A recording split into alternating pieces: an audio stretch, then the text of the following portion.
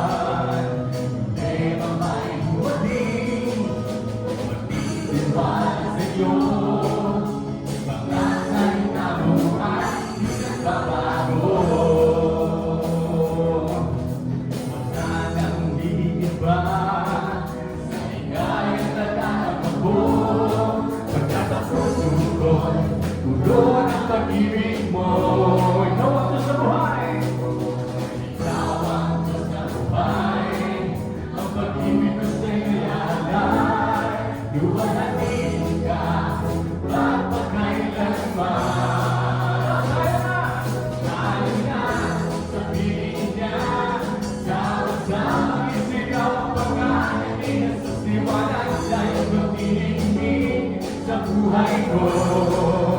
Tayo na sa piling niya. Sama-sama isigaw ang pangalan ni Jesus, iwanan na ipagpininig sa buhay ko. Todo bigay, ang papuri, todo bigay. Sama-sama, todo bigay. Todo bigay, todo bigay. Todo bigay, ang papuri, todo bigay. Sama-sama, todo bigay. Todo bigay, todo bigay. Walang iba, wala nang iba. Sa ligaya na darama ko, pagkat ang puso ko'y puno ng pag-ibig ko. Ikaw na magkaroon, ikaw ang Diyos na buhay. Ang papuri ko sa'yo yanay, luwalhatiin ka, magpakailanman. Tayo na sa piling niya, sama-sama isigaw ang pangalan ni Jesus, iwanan na ipagpininig sa buhay ko. Tayo na sa piling niya, sama-sama isigaw ang pangalan ni Jesus, iwanan na ipagpininig sa buhay ko. Todo bigay, ang papuri, todo bigay. Sama-sama, todo bigay. Pag-ibig, todo bigay. Todo bigay, ang papuri, todo bigay. Sama-sama, todo bigay. Pag-ibig, todo bigay. Todo bigay, ang papuri, todo bigay. Sama-sama, todo bigay. Walang tigil, todo bigay. Todo bigay, ang papuri, todo bigay. Sama-sama, todo bigay. Walang tigil, todo bigay. Todo bigay, ang papuri, todo bigay. Sama-sama, todo bigay. Walang tigil, todo bigay.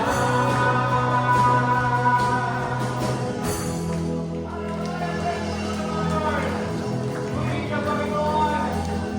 Purihin ka, pagsambahin ka, Panginoon. Hallelujah, hallelujah. Purihin ka, O God. Hallelujah. Glory to Jesus. Tunay na napakasarap ibigay ang todong papuri basta na sa Panginoon. Hallelujah. Glory to Jesus. Pagpurihin natin, Panginoon. Purihin natin siya sambahin. Hallelujah. Praise the name of the Lord.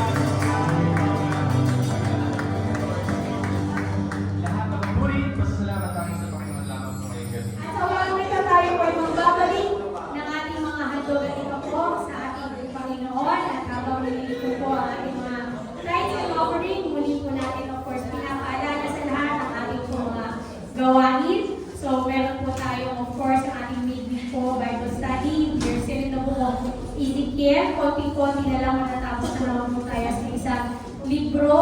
At purihin ng Panginoon, mga kapatid, kasi talaga, sabi ko nga, sinishare ko dun sa mga ladies ng last Sunday, malaki po yung tulong ng Bible study natin, lalong-lalo na po sa Old Testament.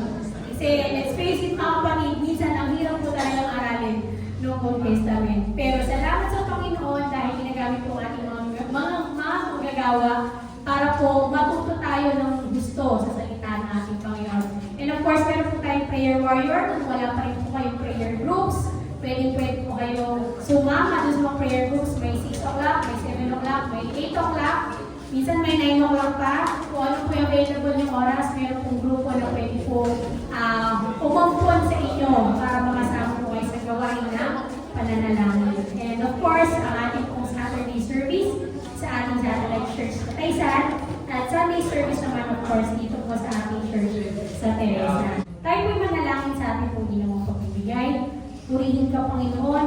Uli, kami po ay nagpapasalamat sa lahat ng mga biyaya na patuloy niyong pinagkakalob sa amin. Lord, we offer back to you lahat po ng aming mga handog. At ikaw po, basbasan mo ang lahat ng ito, Panginoon. Pag lagkalawin mo ito upang marami po pong tao ang makarinig at tumanggap po ng iyong banal na kaligtasan. Salamat, Panginoon, sa lahat ng ito. Salamat sa patuloy na pag-provide po sa lahat ng aming mga pangailangan. At sa iyo lahat ng papuri at pasasalamat. In Jesus' name we pray. Amen. At tanggapin po natin ang mga gawa ng ating Panginoon sa umaga nito para sa ating Sunday service to ang ating si Elder Nano. Buksan po natin ang ating mga Biblia sa aklat ng Santiago. James chapter 1 verse 22. Pina-flash ko lang po sa Tagalog para hindi na tayo mahirapan. Sabi niya, ngunit maging tupad kayo ng salita at hindi tagapakinig lamang na dinadaya ninyo ang inyong mga sarili. Sumandali po tayong yumuko, tayo ng lahat ay manalangin. Ama naming Diyos na makapangyarihan sa lahat, nagpapasalamat po kami, Panginoon, sa pagkakataon na ibinigay mo sa ilan sa iyong mga anak upang mag-alay ng kaunting sakripisyo ang overnight worship marathon na ito, Panginoon. Tanda ng aming pagkilala sa iyong kabutihan sa aming buhay. At naniniwala kami, Panginoon, na sa mga ganitong paraan na aming ginagawa ay naluluwalhati ka namin. At sa oras na ito, Panginoon, muli sa aming pakikinig ng iyong mga banal na salita, kami po ay dumutulog sa trono ng iyong biyaya na ikaw ang siyang maglangis sa lingkod mo na gagamitin upang maihayag ang iyong kalooban para sa amin sa umagang ito. At hinihiling po namin ang pangunguna ng iyong banal na Espiritu sa pasimula hanggang sa katapusan. Maraming po salamat, Ama. Ang lahat ng ito ay aming hinihiling sa pangalan ng aming Panginoong Jesucristo. Everybody say, Amen. Makabalik po tayo sa ating mga buhay. Ang buwan po ng August, ang ating pong naging tema ay about obedience. At marami pong mga topics ang diniscuss ng ating mga mangangaral. At sa lahat ng iyon, ay mapapansin po natin na sa kabila ng maraming mga pangangaral tungkol sa pagsunod, tayo pong mga mananampalataya, nagkakaroon pa rin po ng struggle pagdating dito. Amen. Marami pa rin pong mga pagkakataon na tayo ay hindi natin nagagawa yung mga bagay na ipinagagawa sa atin ng ating Panginoon. At sa buwang ito, first month of September, hindi pa rin ako aalis sa obedience. But this time, ang ating pong topic is, how can I improve my obedience to God? Paano po mapapaunlad ang aking pagsunod sa Diyos? Naniniwala po tayo mga kapatid na hindi natin pwedeng paunlarin ang isang bagay o gawin ang isang bagay kung hindi natin alam ang kahalagahan nito. We cannot improve in doing something without knowing its importance. Amen. Sa isang simpleng pagpapaliwanag, pag sinabi nating obedience o pagsunod, ito po ay nangangahulugan ng ating pagdinig sa salita ng Diyos at ang pagtupad dito. Amen. Yung ating kalooban ay dapat nakaalay dun sa kalooban ng Diyos. At gagawin natin ang lahat ng ipinagagawa niya sa atin.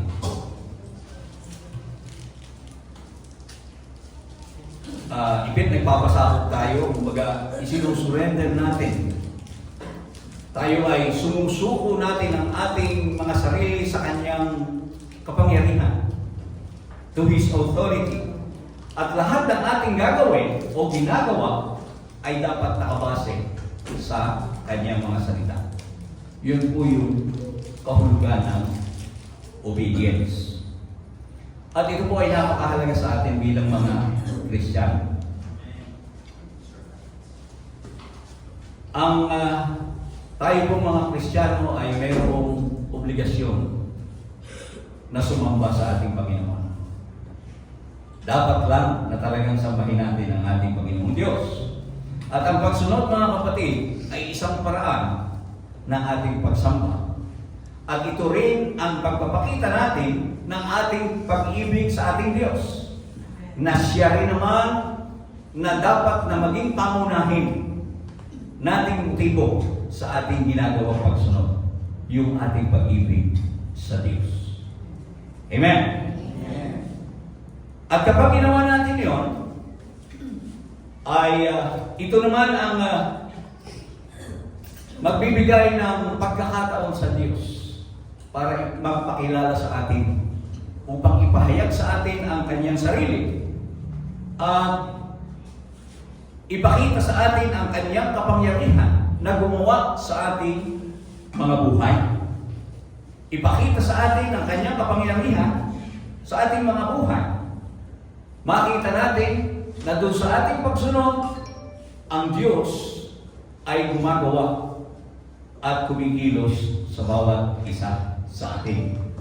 In John chapter 14 verses 23 to 24, sabi po rito, sumagot si Jesus sa kanya, kung ang isang tao ay nagmamahal sa akin, ay kanyang tutuparin ang aking salita.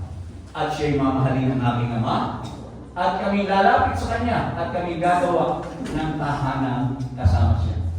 Ang hindi nagmamahal sa akin, ay hindi tumutupad ng aking mga salita. At ang salitang inyong narinig ay hindi aking kundi sa Ama nagsugo sa akin.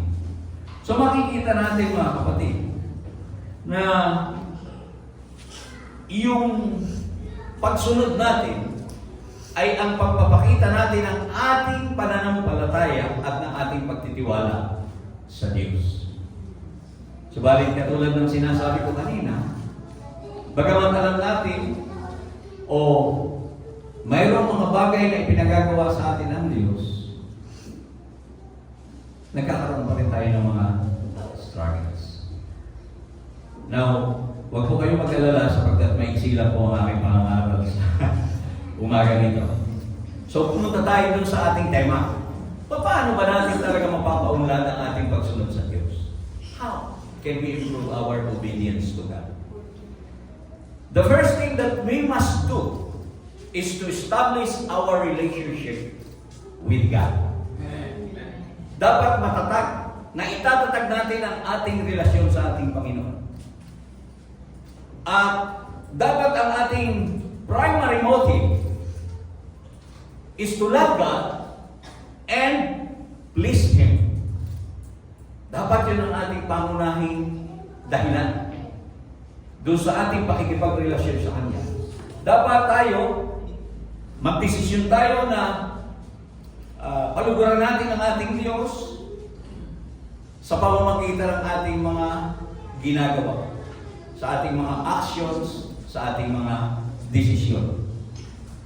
At alam niyo naman mga kapatid na kung ang dahilan natin ay ang pag-ibig, ay napakadali nating magawa. Napakadali nating magawa kahit ang mga mahihirap na bagay. Kahit na hindi tayo komportable, kapag ang motibo natin because of our love, yung ating pagsunod nagiging madali. Naniniwala ba kayo doon mga kapatid? Kaya dapat, yung unang-unang commandment ng ating Panginoon, love God with all your heart, with all your mind, and with all your soul. Ito ang dapat nating pinamamalagin sa ating mga buhay. At maging sa karnal na buhay, mga kapatid, sa sanlibutan, kaya nga, mayroong mga tinatawag tayong mga martir. Yan, mga martir na mga asawa. Bakit pa sila nagiging martir? Bakit pa sila nakakapagtiis doon sa mga pasakit na ibinibigay ng kanilang mga partners? Sa kabila ng hirap na dinaranas nila, nandoon pa rin sila sapagkat sila ay umiibig. Kung sa sanlibutan, mga kapatid, ay nagagamit ang pag-ibig para sa pagsunod o para sa pagpapakasakit. Kasi ang obedience, mga kapatid, sometimes it takes sacrifices. Meron pong mga sakripisyo tayong gagawin. At kung bakit nakakapagsakripisyo ang mga, sabi nga natin, mga martir na asawa, kung bakit sila nakakapagsakripisyo, it's because of love. Yung pag-ibig na yun. Sino po sa inyo dito nanonood ng Batang Quiapo? Huwag kayong mahiya. Ayan. Di ba si Marites? Si Marites na napaka-martir. Ayaw niya, mahal niya yung kanyang pamilya. Kaya kahit anong pasakit, anong hirap na titiis niya, sapagkat gusto niya buo yung kanyang pamilya. So papaano na lang kung yung pag-ibig na yan ay sa Diyos natin ibibigay? Ano ang mangyayari? Kahit na anong hirap ng abutin natin, kahit kaya natin magsakripisyo, because we love the Lord. We love Him. Kahit na tayo mapuyat, kahit na tayo mahirapan, gagawin natin yun because we love the Lord. So kung yun ang ating gagawin, mga kapatid, mai-establish natin ang ating relasyon sa Diyos. Mai-improve natin ang ating pagsunod sa Kanya. Now, pangalawa, we must find time for your Bible reading. Sino po dito mayroong regular Bible reading time? Maraming wala. Tingnan niyo mga kapatid. In Joshua chapter 1 verse 8, sabi niya, ang aklat na ito ng kautusan ay huwag aalisin sa iyong bibig. Sa ibang salin, huwag mahiwalay sa iyong bibig. Kundi ito ay iyong pagbubulay-bulayan, araw at gabi, upang iyong masunod ang ayon sa lahat ng nakasulat dito. Sapagkat, kung magkagayoy iyong pagiginawayan ng iyong lakad at magtatanong ka ng tagumpay. Di ba ang ganda? Ang salitang ito, ang aklat na ito ng kautusan, ay huwag aalisin, sabi niya, sa iyong bibig. Eh kung hindi ka nagbabasa ng Biblia, paano mo malalaman yung mga kautusan ng Diyos? At ano ang iyong pagbubulay-bulayan? Ngayon, kapag sinabi sa iyo, bakit hindi ka sumusunod? Eh hindi ko naman alam. Hindi ko kasi alam na masama pala yun.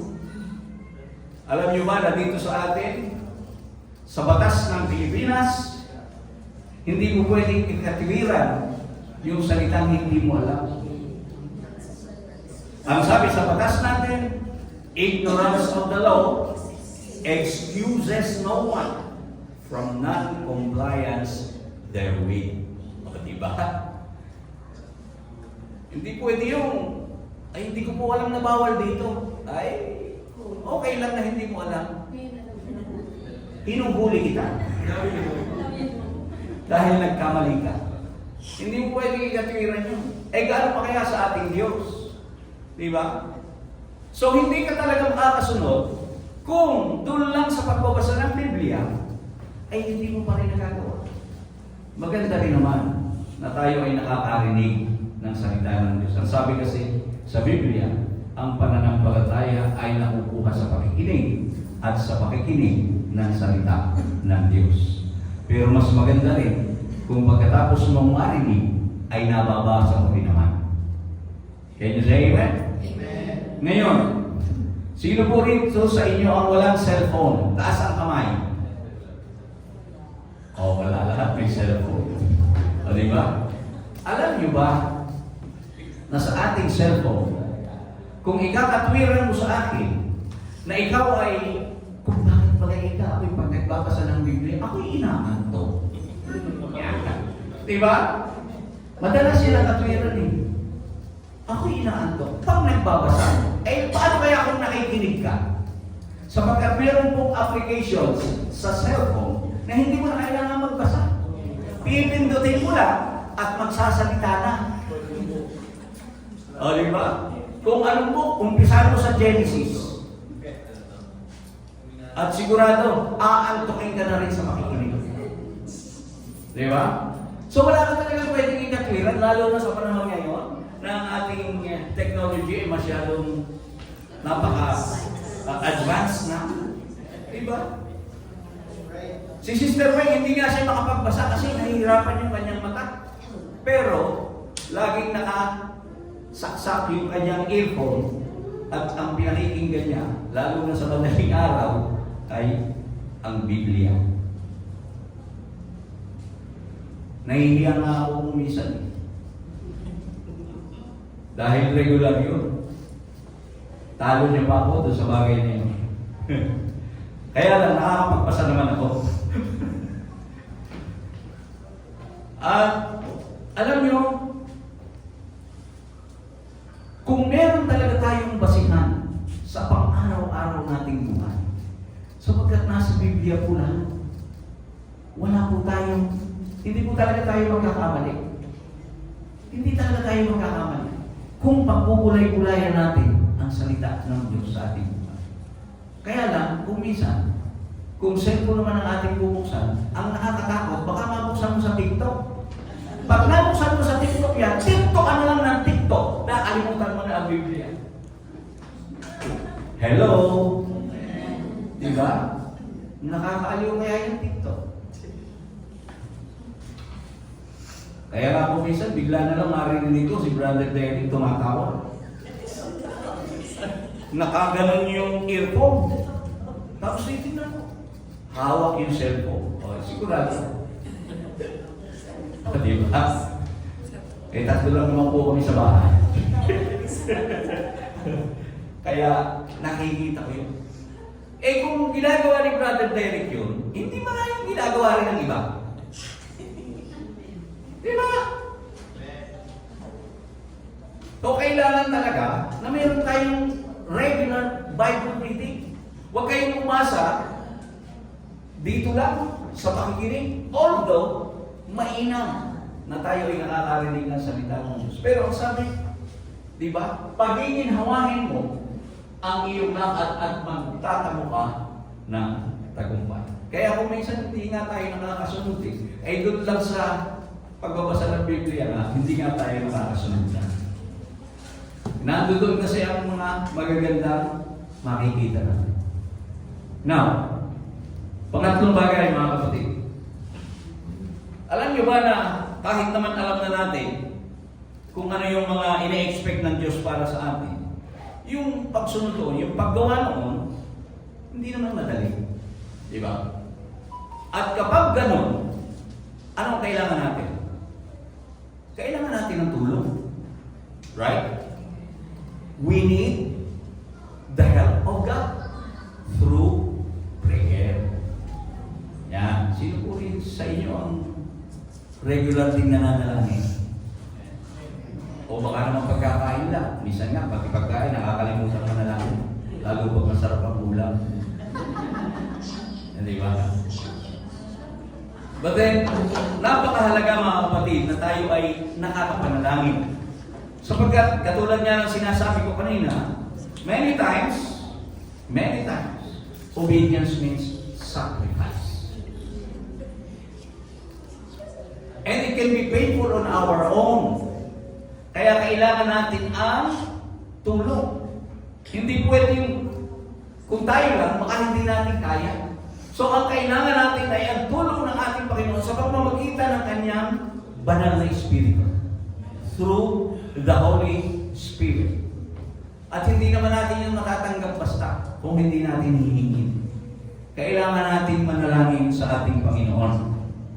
Hallelujah. At yan sa bagay na yan, may mga pagkakataon kasi na mahirap talagang gawin. Sabi sa Matthew 16 verse 24. Matthew chapter 16 verse 24. Lahat ng gustong sumunod sa Diyos, ito ang dapat ginagawa.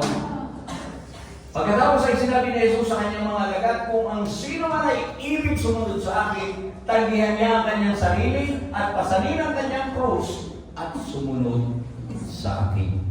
We really have to deny ourselves, our desires. Kailangan talaga na gawin yun. At mahirap yan sa ating mga sarili lang, kung yung sarili lang natin. Kailangan natin ang tulong ng ating Panginoon. Amen? At makukuha natin ang tulong ng Diyos kung tayo ay tumatawag sa Kanya. Humihingi tayo ng tulong. Ano ang sabi ni Pedro? Lord, help me! Agad-agad, ang kamay ng Panginoon ay iniabot kay Pedro. Kaya hindi siya lumubog. Yun ang preaching kanina ni Brother Doc. So, ang kailangan lang natin, kapag mahirap, Panginoon, tulungan mo ako. Ano ang sabi? Pangako ng Diyos. Ang sabi sa Biblia, I can do all things. Sabi ni Paul, I can do all things through Christ who strengthens me. Siya ang ipapalakas sa akin. Hindi natin kaya sa ganang ating mga sarili. Marami tayong mga desires. Lalo na ngayon pagtatanggihan natin yung ating mga sarili. Mahirap eh. Mahirap. Pero, sabi nga kung minsan, the spirit is willing, but the flesh is weak.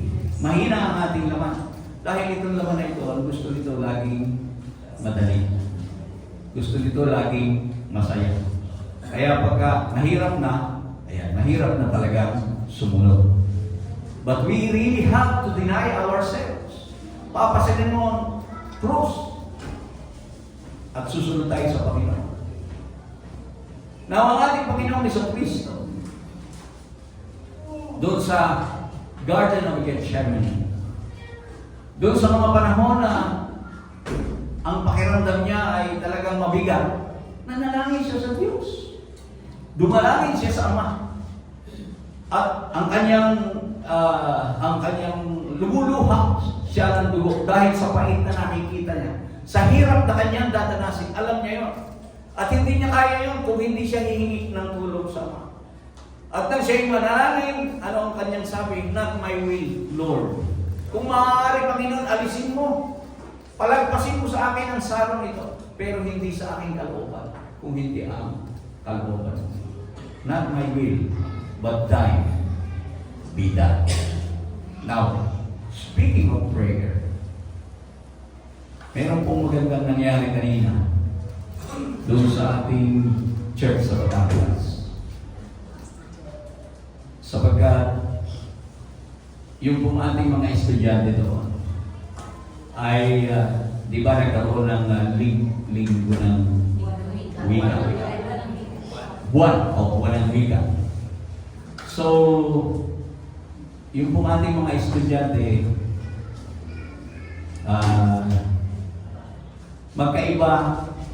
magkakaiba ng section sa isang eskwelahan. So, yung section ng, pare-pareho po itong ako. Yung section ng si Brother Joel at section naman nila Angela, magkaiba. So, meron po silang presentation. Ano ba yun? Interpretative dancing. Yung kanilang ginawa. Ang nag-champion ay yung section ni Brother Joel. Second place, ang section nila Sister Angela. Now, natuwa ako sa kanilang patotoo. Kasi nagpatotoo. Incidentally, ito yung nakahandang preaching. Now, nagpatotoo sila. Sabi nung nag-champion, na ako na nagpatotoo yung nag-champion. Nagpapasalamat po talaga ako sa Panginoon. Kasi kami po yung nag-champion dun sa aming interpretative dance presentation. Kasi po, talagang kinlay po namin sa Panginoon na lahat ng hihingin mo sa pangalan ng Panginoong Jesucristo ay ipagkakaloob sa iyo. Kaya nag-champion po kami. Yun ang sabi ng isang patotoo. Okay. So, tutuwa naman ako sapagkat, syempre, nag-work sa kanila ang salita ng Panginoon. Marunong silang manalangin. Tumayo naman yung pangalawa, si Sister Angela. Sabi niya, nagpapasalamat din po kami sa Panginoon. Bagamat hindi po kami nag-champion, second place po kami. Sabi niya.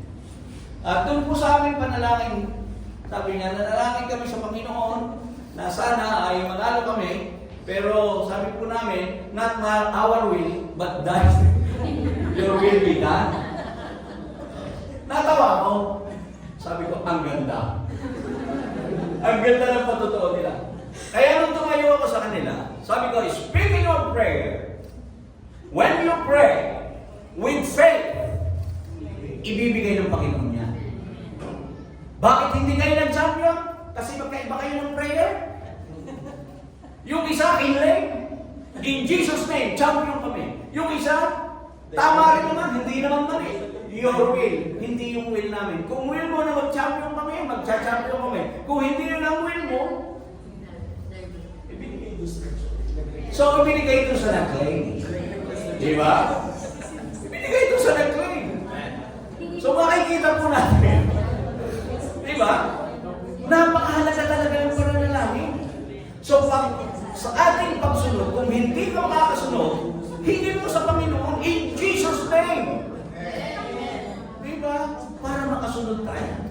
Mahalaga talaga yung panalangin. Kaya napaganoon sa akin yung mga bata. Oo nga, ano? Hindi, kinlaim naman po namin eh. Oo nga, kinlaim ninyo. Manalo. Manalo. Nanalo naman kayo eh. Second place.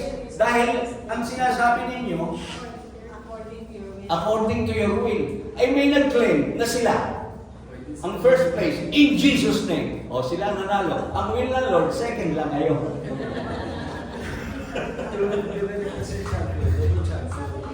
Ha? Dalawa lang sila. Dahil pa yun. Diba? Yun ang sinasabi ko. Kaya, nakakatuwa. Pero ang ipinagpapasalamat ko doon, marunong sila. Palakpakan natin ang ating Panginoon. Now, ang pang-apat, mga kapatid, by focusing on the reward. Deuteronomy chapter 28, verses 1 to 14. Ang ganda nito, mga kapatid. Sabi nito, kung susundin mo ang tinig ng Panginoon mong Diyos at maingat mong gagawin ang lahat ng kanyang mga utos na aking iniuutos sa iyo sa araw na ito, itataas ka ng Panginoon mong Diyos sa lahat ng mga bansa sa lupa. At ang lahat ng pagpapalang ito ay darating sa iyo at aabot sa iyo kung, tingnan nyo ha, may kung iyong susundin ang tinig ng Panginoon mong Diyos. Magiging mapalad ka sa lungsod at magiging mapalad ka sa parang. Ibig sabihin, kahit nasaan ka, you will be blessed. Amen? Magiging mapalad ang bunga ng iyong katawan. Tingnan niyo, hindi lang ikaw ang pagpapalain, pati yung mga anak mo. Yan ang sabi dito. Magiging mapalad ang bunga ng iyong katawan, ang bunga ng iyong lupa, ang bunga ng iyong mga hayop, ang karagdagan sa iyong bakahan at ang mga anak ng iyong kawan. Magiging mapalad ang iyong muslo at ang iyong masahan ng halina. Magiging mapalad ka sa iyong pagpasok at magiging mapalad ka sa iyong paglabas. Tatalunin ng Panginoon sa harapan mo. Ito, napakaganda nito. Tatalunin ng Panginoon sa harapan mo ang iyong mga kaaway na babangon laban sa iyo. Hindi mo kailangan gumanti. Kapag merong gumawa ng masama sa iyo, you don't have to lift your hand para lumaban sa kanila. Ipaglalaban ka ng Diyos. Di ba? Ang sabi niya, tatalunin ng Panginoon sa harapan mo ang iyong mga kaaway na babangon laban sa iyo. Sila'y lalabas laban sa iyo sa isang landas at tatakas sa harapan mo sa 7 landas. Ibig sabihin, magkakagulo sila sa pag-iwas pag ipinagtanggol ka ng Panginoon. Igagawad sa iyo ang Panginoon ang kanyang pagpapala sa iyong mga kamali at sa lahat ng iyong gagawin at pagpapalain kanya sa lupain na ibinibigay sa iyo ng Panginoon mong Diyos. Itatatak ka ng Panginoon ang isang pananabayan para sa Kanya. gaya ng kanyang ipinangako sa iyo. Kung iyon gaganapin ang mga utos ng Panginoon. Laging may kung eh. Di ba? Okay. Lalakad ka sa kanyang mga daan. Makikita ng lahat ng mga bayan sa lupa na ikaw ay tinawag sa pamamagitan ng pangalan ng Panginoon at sila'y matatakot sa iyo. Ikaw ay pasasaganain ng Panginoon sa ikabubuti mo. Sa bunga ng iyong katawan at sa bunga ng iyong mga hayop. At tingnan niyo ito mga kapatid. Sabi niya, ikaw ay pasasaganain ng Panginoon sa ikabubuti mo. Sa bunga ng iyong katawan at sa bunga ng iyong mga hayop at sa bunga ng iyong lupa, sa lupa ay ipinangako ng Panginoon sa iyong mga ninuno upang ibigay sa iyo. Bubuksan ng Panginoon para sa iyo ang kanyang pamalig na punong-puno. Ang langit upang ibigay ang ulan sa iyong lupain sa panahonan at upang pagpalain ang lahat ng ginagawa. Ikaw ay magpapahiram sa maraming bansa at ikaw ay hindi hihiram. Sino po rito ang gusto na hindi mangungutang? Ikaw yung magpapautang. Susunod ka sa Diyos. Hindi ka manghihiram. Diba? Huwag niyo sabihin sa amin ni Brother Gano ito, ayan doon nababasa natin. Pangatlo, ito ang pinakamaganda. Gagawin ka ng Panginoon na ulo at hindi buntot.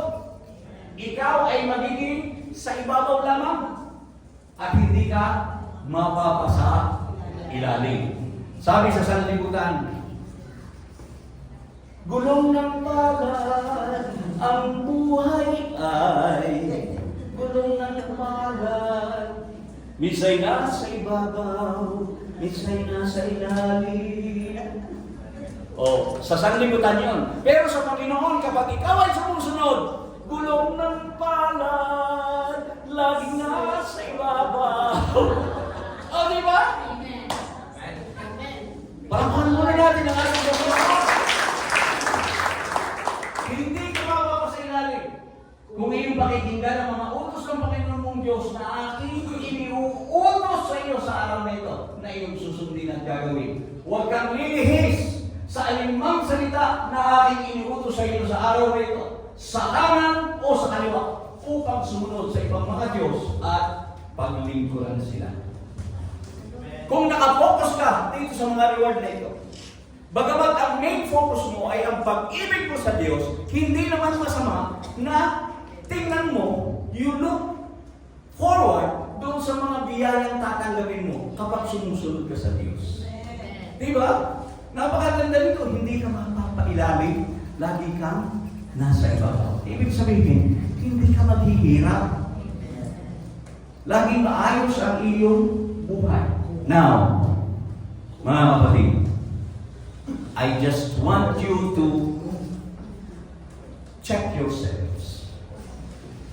Tingnan natin ang ating mga buhay. Tatanungin, bakit ba ako ganito? Makikita mo, somewhere along the way, meron kang bagay na hindi nagawa para sa Panginoon. Somewhere along the way, hindi ka sumunod sa Diyos. Sa buhay ng mga Israelita, mga kapatid, kung kayo nakikinig ng ating Bible study, makikita niyo roon, for every obedience that they do is a blessing. And for every disobedience is punishment or judgment. Yun po talaga eh. Kaya dapat, bato-bato sa langit. Ang tamaan sa ulo. Diba? Mga simpleng kautusan ng Diyos. Huwag niyong pababayaan ang pagtitipon ng mga banal na kagaya ng ginagawa ng iba. Napakasimple no? Huwag kang magpapabaya sa gawain. Kaso, hindi talaga pwede. Kasi, nakakahiya naman doon sa aking kumare. Minsan lang mag-imbita yun eh. Minsan lang. Eh tayo naman ay laging may gawain. O diba? Tayo naman laging may gawain. Eh, absent na muna ako sa linggo. Alam niyo kasi, sabi ko nga, for every disobedience, there will always be judgment. And for every obedience, there will always be blessing. Kung minsan, nasa itaas ka lang, bigla kang babagsak. Magtataka mo yun, ano yung nangyari? Nagbibigay naman ako ng ito po. Ako naman ay nananalangin. Ako naman ay nagsisimba. Pero hindi mo alam, somewhere along the way, dun sa paglilingkod mo sa Panginoon, bumagsak ka. Because the devil always attacks you. He always wants to take your blessings. Ayaw niya pagpalain ka. Kasi ang diablo, ayaw niya na pinagpapala ang mga anak ng Diyos. Gusto niya tayo nahihirapan. Kaya ang gagawa siya ng paraan para hadlangan ka na matanggap mo yung pagpapalang inilalaan ng Diyos sa iyo. Hello? Pag-isipan natin yan, mga kapatid. Sapagat sa ating buhay, sino man ay hindi pwedeng magdomina sa atin. Dahil tayo ay mayroong sariling mga isipan. And we have our own free will. Kanina, pinag-uusapan namin yung free will dun sa likod. We have our own free will. You have the free will to obey or to disobey. At kung ikaw ay sensitibo sa mga nangyayari sa buhay mo, makikita mo that somewhere along the way, nagkaroon ka ng failure. Bakit nangyari ito? Kung minsan, kaya pagka mayroong mga pangyayari sa buhay natin na parang hindi, sa tingin mo hindi maganda, ang payo ko mga kapatid, self-check agad. Mag-check agad tayo. Kasi hindi pwedeng hindi gagawin ng Diyos yung kanyang pangako. Eh, pag itinuloy po natin ang basa dito sa Deuteronomy chapter 20, ang binasa natin doon, pagpapala, pagsusunod. Pag itinuloy natin yon, ang kasunod noon, disobedience, lahat naman doon, lahat ng mga bagay, mga salot na darating sa buhay mo kapag hindi ka sumunod. Eh, brother Carlos, sa mga Israelita yun eh. Eh, sino pa ba? Maitanong ko. Di ba spiritually, we are the spiritual Israelites? Dahilan sa ating pananampalataya, ikinabit tayo doon sa tunay na puno. Which are the physical Israel. But because of our faith in Jesus Christ, ang sabi sa aklat ng Hebrews, tayo mo ay ikinabit doon. Tayo ay mga lahi ni Abraham. Amen. At mga tagapagmana na. Okay. Kaya hindi tayo nagmamana sapagkat tayo ay hindi sumusunod. Mga simpleng bagay lang, akala mo ganun-ganun lang, hindi. Kahit nga sa science for every action, there will always be a reaction. O, science na yan. For every positive action, there will be a positive action. For every negative action, a reaction. For every negative action, negative reaction. O, di ba?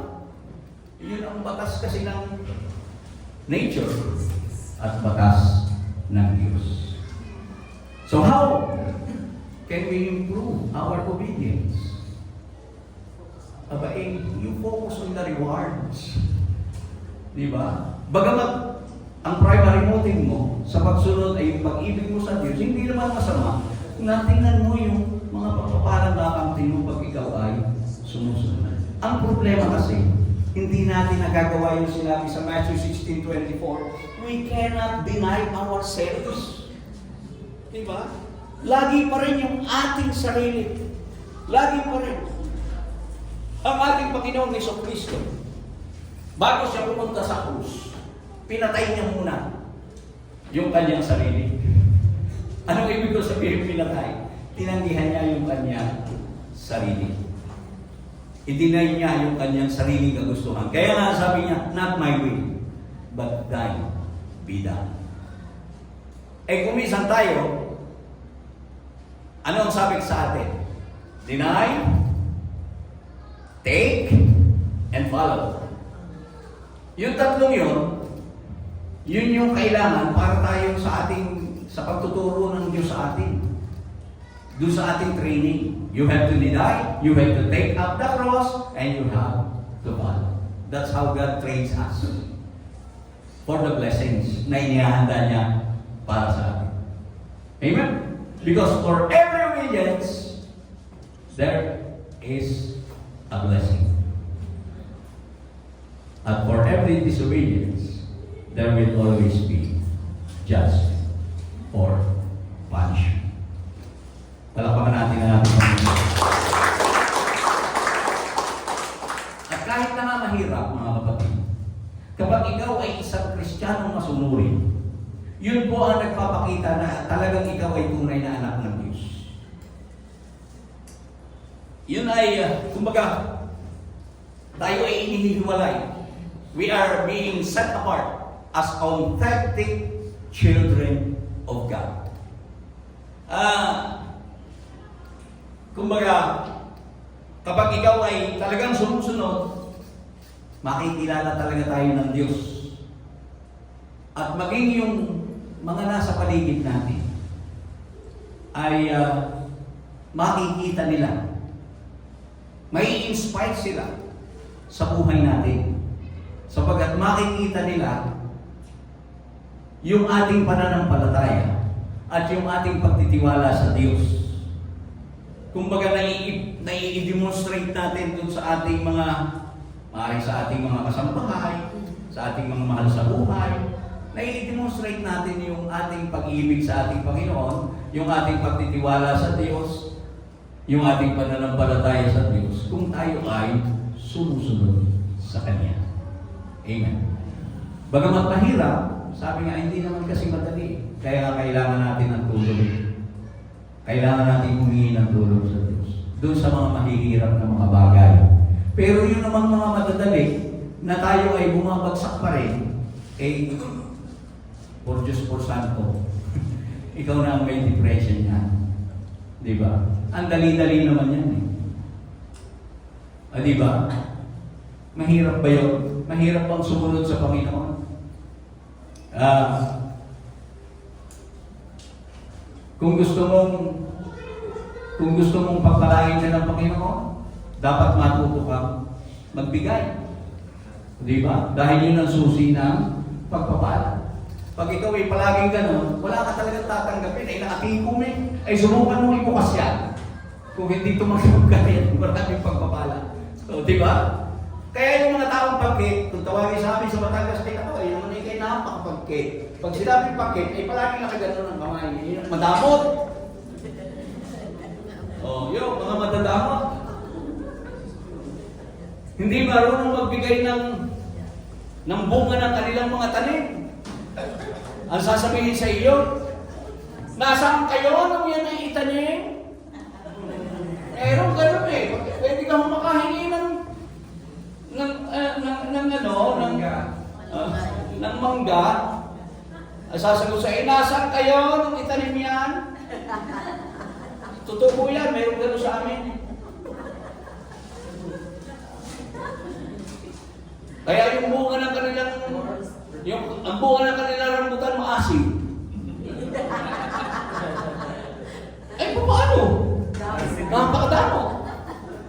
Kaya maasim ang bunga. Ay, pero yung namimigay, ay, kumuha na kayo. Sige, kayo, bunga ng bunga, maraming bunga, matamis pa. Totoo naman yan eh, subukan nyo. Subukan mo maging madamo. Wala ka rin magpapala. Pag ikaw giver ka, sigurado marami din babalik sa iyo. iba't ibang paraan, ibabalik sa iyo nun. Maniwala kayo. Eh, napakahirap kasi niyan pagka yung wala ka. Alam niyo ba, dumaan kami dyan. Mga kapatid, noong mga panahon na talagang hirap na hirap kami, yung buhay namin, Sister Wing nung araw, sabi namin sa Panginoon, kasi nandun na yung conviction sa tithes eh. Nandun na eh. Kaya lang, pagtanggap namin doon, paano to? Parang kulang. Panginoon, pwede bang utang muna? Ginawa po namin yan. Alam mo yung nangyari? Lalo lang kami nababaon. Pero, ito po, buhay na patotoo. Sabi na, para hindi na natin mautang, ganito na lang gawin natin. Basta pagtanggap natin, alisin mo na agad. Doon na lang tayo sa natira, doon tayo mag-ano. Doon tayo... And we did that. And God blessed us. Totoo kasi yung salita ng Panginoon. Napakahirap kong suwayin yun eh. Pero, hindi ko po sinasabi ito para, sabi ni Brother Galo, mag-touch ka. No. Huwag po kayong magkamali. Kasi yung kung bagay, ang sinasabi ko lamang dito, yung obedience, out of love. Mahal mo ang Diyos. Hindi mahirap yan. Kung mahal mo talaga ang Panginoon. Kaya lang pagka-pera na kasi, maraming natutokso dyan. Pero para huwag kang matokso, huwag mo tingnan yung, ang laki-laki naman ito. Sweldo mo, 100,000, di 10,000, tithes. Ang laki mo 10,000 na. Ilang sakong bigas mo yun. Huwag yung 10,000 tingnan mo yung 90. Ang laki pa kaya nagtira. Diba? O ilagay mo sa 10,000. Nabawasan ng 1,000, meron mo pa 7,000. Sabihin mo ngayon, malaki yun. Samantala mo yun nga yung susi para yung 7,000, madagdagan pa ng another 9, another more, and more. Diba? But, ang sabi ng Panginoon, subukin mo ako sa bagay na ito. Kung hindi ko bubuksan ang mga durungawan sa langit at ibuhos sa pagpapalang walang siksik, walang sapat na silit na karalan niya. Ay nagpapasubok naman ang Diyos doon sa bagay na yan. Kaya lang palagi ko sinasabi, kung hindi mo pa kaya, huwag mong gagawin. Huwag yung napipilitan ka lang. Kasi pag napipilitan ka lang, wala kang papala. If you do it because you love the Lord, it is, easier for you para gawin yun, then, doon mo makikita. Kikilos ang Panginoon, ipakikita niya ang kanyang kapangyarihan, at i-unlock niya ang mga blessings na naka-plano niyang ipagkaloob sa iyo. Kasi yun yung sigurado, through our obedience, it is the sure and promised way for unlocking the blessings na inihahanda ng Diyos sa atin. Yung ating pagsunod. So how do we improve? To summarize, establish your relationship with God. Find time for your Bible reading through prayer and focusing on the rewards. Di ba? Meron naman talagang reward eh. Hindi talaga nawawala yun. Kapag ikaw ay talagang masunurin, kahit nga sa mga anak, di ba? Meron kang 3 anak, yung isa doon ang pinakamasunurin, yun ang palagi mong naaalala. Sa mga anak, ang palagi mong naaalala yung pinakamasunurin at yung pinakasuberbyo. Di ba? Yung pinakamasunurin, alam na alam mo yun. At yung pinakasuberbyo, alam na alam mo yun. Di ba? Kung meron ka 10 anak, alam na alam mo yun. Ay naku, ang pinakamabait doon ay yung aking pangatlo. Nakaw, ay yung aking yung sumunod sa panganay, naku po. Problemang malaki.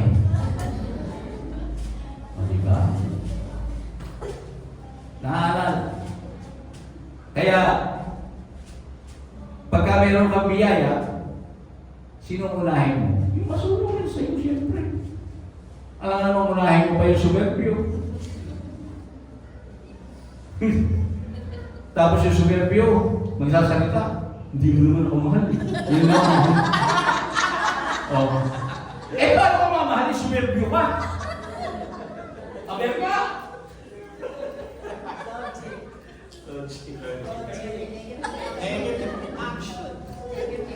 Diba? Yun eh. Positive action, positive reaction. Diba? Bakit manabot na tayo dito sa Biblia? Parang may kinakaon sa Panginoon dito. But anyway, mga kapatid, para ma-improve natin yung ating course, consider natin itong apat na bagay. And naniniwala ako mga kapatid, magtatagumpay po tayo. Hallelujah. Ay kung last ito ngayon. Purihin ang ating Panginoon. Salamat sa Diyos. Salamat sa Kanyang mga salita. At mamaya po pagkatapos ng ating gawain ay mayroon pong isang kaluluwa na tatanggap sa ating Panginoon. Yung pong aking ato. Sister Holy. Hallelujah. Kinausap siya ng Panginoon. Basahin nga natin yun. Anong sabi doon? Para makita natin. Kasi after siyang manalangin, nagbasa siya ng Bible. At ang sabi sa Matthew chapter 7 verse 21, sabi rito, hindi ang bawat nagsasabi sa akin, Panginoon, Panginoon, ay papasok sa kaharian ng langit, kundi ang gumaganap ng kalooban ng ating Ama na nasa langit. Yun po yung kanyang nabasa. At alam niya na ang kalooban ng Ama na tayo ay tumanggap sa ating Panginoong Hesukristo sa pamamagitan ng bautismo sa tubig at sa Espiritu. So napakahalaga po ng bagay nito. Salamat sa Panginoon at tinuturuan tayo ng Diyos na talagang ma-improve yung ating obedience. Amen? Tayo pong lahat ay manalangin. Dakilang Diyos, Amang Banal, maraming pong salamat sapagkat nakatawid kami sa aming worship marathon. Salamat po, Panginoon, sa iyong mga salita na naibahagi. Alam namin, Panginoon, na ito ay hindi naman bago. Subalit, napakahalaga na palagi na ay maunawaan namin at maging paalala sa bawat isa sa amin ang kahalagahan ng pagsunod sa iyo. Maraming pong salamat, Ama, at umaasa po kami sa iyong pag-iingat sa bawat isa sa amin kung paano mo kami dinala ng ligtas sa lugar na ito, O Diyos. Ibalik mo kami ng ligtas sa aming mga tahanan. Ang lahat ng papuri, lahat ng kalwalhatian at pasasalamat sa mga ay maingat namin binabalik sa iyong dakila at makapangyarihang pangalan. Sa pangalan ni Jesus. Amen. Ang biyaya ng ating Panginoon, ang kanyang pag-ibig, at ang pakikipisan ng Banal na Espiritu ay subuhin niyo naman lahat. Tayo kung lahat ay magkamay.